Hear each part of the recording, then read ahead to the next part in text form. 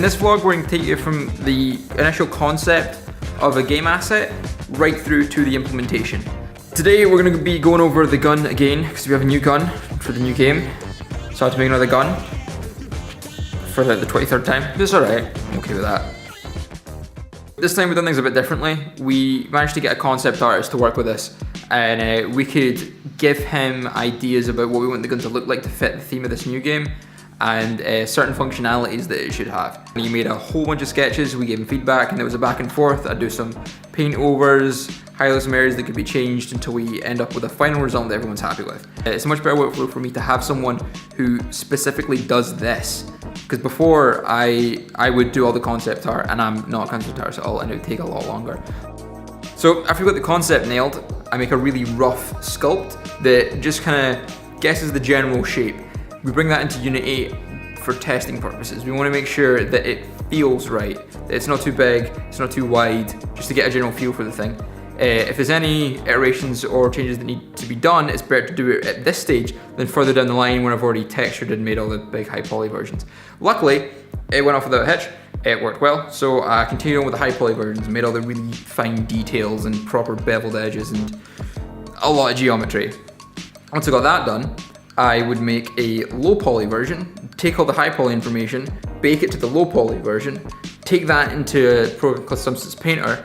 I'd give it loads of color, and I made the original color scheme what Mate provided with that nice sleek blue and white. Then for fun, I made it gold and purple, because we're cool.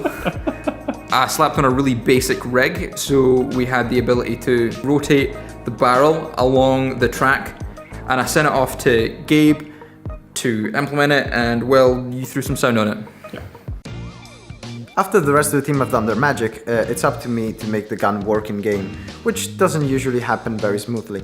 So the first thing to do is obviously to bring in the model, bring in the materials and texture it and everything, and then we make it so that the gun is actually in the position of the hand of the controller, and then we add all the magic code that goes behind it. After the gun is actually working as the old gun would, we then go into the specifics. So using the bones that Glenn put into the rig of the gun, which is in the 3D model, I go and actually make the math magic to make it look like it's actually pointing in the direction where it's connected once you shoot the beam, and then that's pretty much done for the gun on the coding side of things.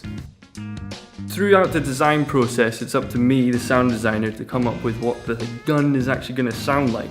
There's three components to the grappling process. There's the head, which is when you've attached onto an object. There's the loop, which is when you're still attached onto the object. Then there's the tail, which is when you detach from the object. The gun itself is like an electronic beam, so we're going to try and go for something a bit sci-fi. And I was looking around the room, and I was putting up against the computer, I was putting up against monitors, anything that had that sort of electric hum to it. Then I tried the Vive optical sensors, and there's a really cool sound there. So if you heard that, then that's the same sound that I used for the grapple gun.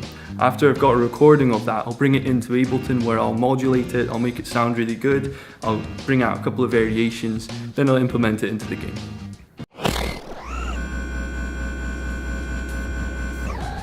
Here's how it works when we have to implement an asset into the game. That's pretty much the whole pipeline. Stay tuned for more of this here at DFG headquarters.